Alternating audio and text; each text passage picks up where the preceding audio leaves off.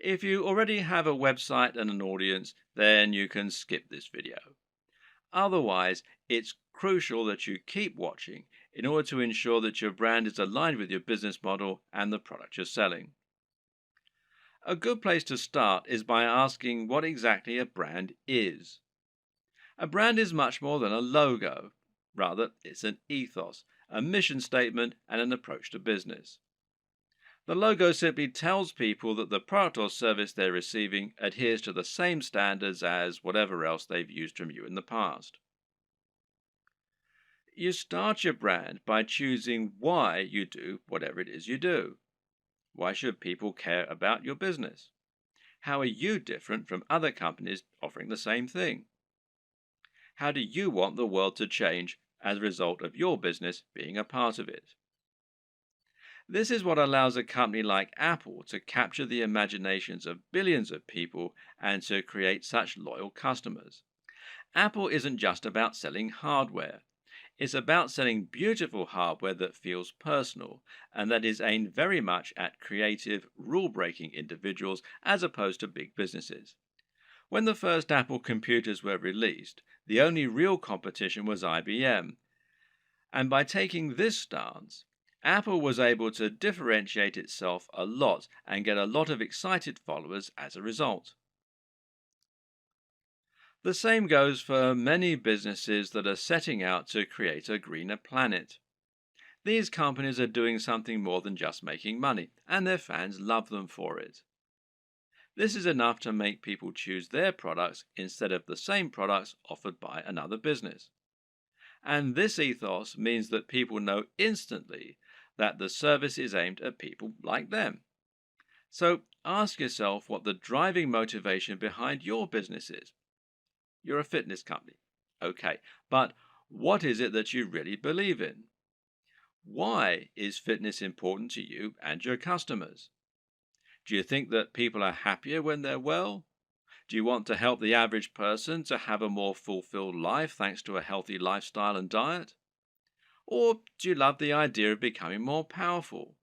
Are you all about building strength and speed and challenging the limits of human potential? These two companies might sell the exact same product, but the way they go about it is completely different. And if you can convey this mission statement, then you'll find the right type of customer will go absolutely nuts for your brand. That's the kind of customer whose vision is aligned with yours. Now, don't try and appeal to everyone, because that will never work.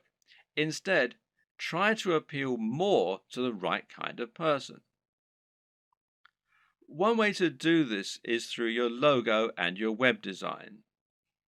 The objective of a great logo is to communicate what your business is all about. You're trying to tell people what you sell and why you sell it as soon as they look at your business.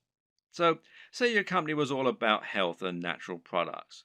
Then you might make a logo that had a tree on it or a heart, and it would probably be green in color and have an uplifting, healthy sounding name.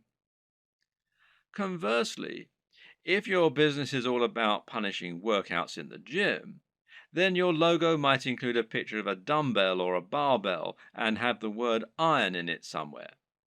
The idea is that the combination of your logo, company name, and perhaps blog posts is enough to tell any visitor to your site right away that this is a company aimed squarely at them, selling products they're going to love. This should also extend throughout your site design. Meanwhile, make sure that your logo is designed using a vector file, meaning that it's made in Illustrator or a similar piece of software that keeps it easy for you to edit and resize. And avoid using cliches. Once again, this is a good place to invest a little of your own money up front. It'll pay off in the long term. The mistake that a lot of people make is to try and sell right away. This can work sometimes, but it's not generally the best way to build trust, grow an audience, and ultimately secure the best long-term profits. That's because it's somewhat similar to walking up to an attractive stranger in the bar and asking if they want to come home with you. 99% of the time, this will be met with a slap. Most people prefer to get to know the person propositioning them at least a little bit first. So you need to try and introduce yourself properly and let the person feel that they know you and that they can trust you.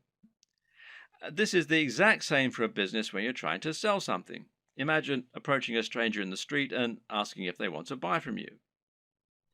This is the basic concept of content marketing. To build an audience of people who love your content and who trust your opinion so that you can convince them to buy the products you recommend and so that you can keep bringing people back to your site time and time again, giving you multiple opportunities to make a sale. The way you do this is to start by writing high quality content and to post this to a blog on a regular basis. The more you write and the more you research your subject matter and make it different and interesting, the faster you'll build a dedicated audience you can sell to. Demonstrate that you really know what you're talking about, that you only recommend things you genuinely believe in, and that your audience can trust you to be a resource for more useful ideas and information. Likewise, try to build your mailing list and social media presence. Incorporate your brand strongly on all your social media pages and in anything else you create, so that people will know they're dealing with the same business. Getting someone to follow you on social media when they think they might be interested in your brand is far easier than getting them to buy a product from you and actually spend money. Social media accounts will meanwhile help you to bring more new customers to your site by letting people share with their network. You can help this too by providing social sharing buttons, like these from shareaholic.com, that will let people easily like your content on Facebook or tweet to it on Twitter. Once you have generated a big audience of people regularly coming to your site, you should start thinking about introducing products to your page. If you've really created a brand you believe in, and if you've been providing real value in your content, you should find you have true fans, and a true fan will be desperate to buy your product when you start selling them. Of course, there are many additional methods you can use to send more customers to your products and to market your store. One option is to create your own affiliate program and to encourage more people to help market your items. Another method is to pay for advertising, whether this is a pay-per-click campaign through Google AdWords or whether it's an advert on Facebook that is highly targeted to your specific demographic.